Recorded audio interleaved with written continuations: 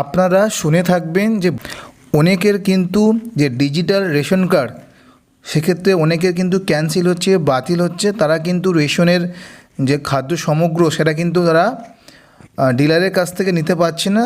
যখন তারা সেটা সংগ্রহ করতে যাচ্ছে এবং সেখানে দেখছে যে নট অ্যাক্টিভ বা ডিঅ্যাক্টিভেটেড হয়ে গেছে বা ক্যান্সেল করা হচ্ছে, এবং আপনার রেশন কার্ডটা মানে ডিজিটাল রেশন কার্ডটা অ্যাক্টিভেট আছে কি নেই এবং কী কারণে আপনার এই খাদ্য সমগ্র সংগ্রহ করতে পারছেন বা কী কারণে আপনাকে ডিঅ্যাক্টিভেট করেছে, সেইটা কি করে জানবেন নিজের মোবাইল দিয়ে খুবই সহজেই। এবং যদি ডিঅ্যাক্টিভেট হয়ে যায় তাহলে আপনি কি করবেন, কোথায় যাবেন, সমস্ত ইনফরমেশান কিন্তু আজ আমার এই ভিডিওতে থাকবে। তার জন্য সবার প্রথমে কী করবেন, ক্রোম ব্রাউজারটিকে ওপেন করে নেবেন। ওপেন করার পর সেখানে টাইপ করবেন food.wb.gov.in। এই ওয়েবসাইটে আসার পরে নিচের দিকে স্ক্রল ডাউন করলে একটা অপশান দেখতে পাবেন, এখানে self service for ration card বলে একটা অপশান রয়েছে। এই অপশানটিতে আপনাকে ক্লিক করতে হবে। ক্লিক করার পর কিছুক্ষণ ওয়েট করবেন, নিচের দিকে স্ক্রল ডাউন করবেন, দেখবেন অনেকগুলো অপশান পাবেন। নিচের দিকে স্ক্রল ডাউন করলে আপনি এই আপডেটেড মোবাইল যে অপশানটা রয়েছে ক্লিক হেয়ার, এই অপশানটাতে ক্লিক করবেন।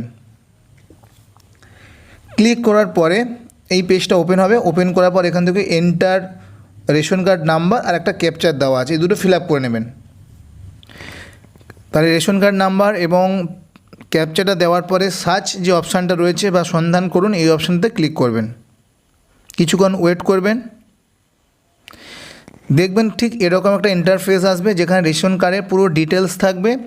যদি আপনার ইনঅ্যাক্টিভ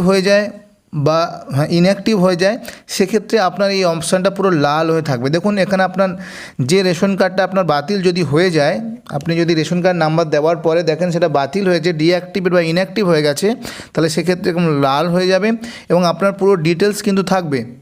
এবং নিচে লেখা রয়েছে দ্য রেশন কার্ড নাম্বার এইটা নট অ্যাক্টিভ, এবং সেটার জন্য কেওয়াইসি করতে বলছে। কেওয়াইসি করার জন্য আপনাকে যেতে একটা ওয়েবসাইট দিয়ে দিয়েছে, এই ওয়েবসাইটের মাধ্যমে আপনি কেওয়াইসি করতে পারেন, অথবা আপনার বিএসকে বা এফপিএস বা any office of the inspector food ডিপার্টমেন্টে যেখানে রয়েছে সেখানে যাওয়ার জন্য বলছে।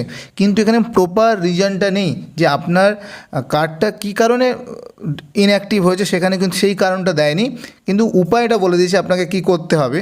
কিন্তু প্রপার রিজন জানার জন্য আপনি কি করবেন, ব্যাক করে ঠিক এই পেজটাতে চলে আসবেন।